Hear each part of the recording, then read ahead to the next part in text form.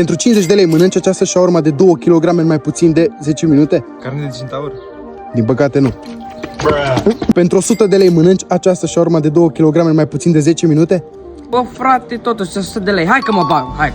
Dar vezi că dacă nu o mănânci sub 10 minute o să trebuiască să-ți radă o sprânceană. Na, frate, limita e limită, nu mă bag, hai. Băieți, pentru 200 de lei mâncați această shawarma de 2 kg Bă, frate, în cât timp? în sub 10 minute. Ne băgăm, bă. Hai, da. Hai, frate, că ne băgăm.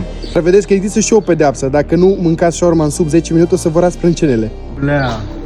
Bă, Hai, mă, ne băgăm, bă. ne ce băgăm. drag. Reușim. Sigur reușiți? Da. Reușim, frate. Ok, haideți să mergem. Hai. La bun băieți, am ajuns și la masă. Aici sunt banii. Sunteți pregătiți? Da. Da, frate. Sigur vă băgați? Da. Băgăm. Deci sunteți de acord să vă radă o sprânceană dacă nu mâncați sub 10 minute? Da. Și dacă mă aveți la follow pe TikTok o să vă mai dau încă 100 de lei.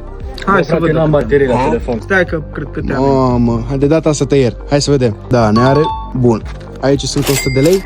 Și pentru că sunteți doi, o să vă împart timpul la sub 5 minute. Hai, da. Să vedem. Bun, haideți că am dat startul la timer. Puteți să începeți să mâncați? Hai, da, frate. Hai, da.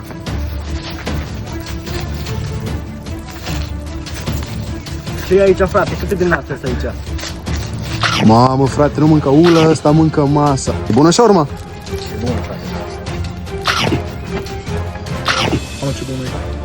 Mamă, frate, ce bună e așa. Mai aveți 2 minute și 50 de secunde oficial. Ai dat puțin și pe bluză. N-ale nimic. Pentru că terminat înainte ta mai ai doar 1 minut la dispoziție să termini și urma. Ia, stai jos. Stau jos, frate. Hai. Să moară Jacksana. Nu uita, dacă nu termini în sub 1 minut, nu mai primești banii și te și rad. Mai ai 30 de secunde. Mamă. Nu mânca șervețelul. 10 secunde mai, mănâncă tot din gură, tot. Cum vi s-a părut această experiență? E bună, frate, Foarte deci bună. costă toată fața în frate. Cam lent ai mâncat. Nu, frate, ai terminat primul, ai cam mâncat și masa. Stai aici ce am făcut cu De masa. oricât bine, frate. Deci banii sunt ai noștri, nu? Banii ai voștri, puteți să mergeți. Hai să mergem. Hai, da. Stai.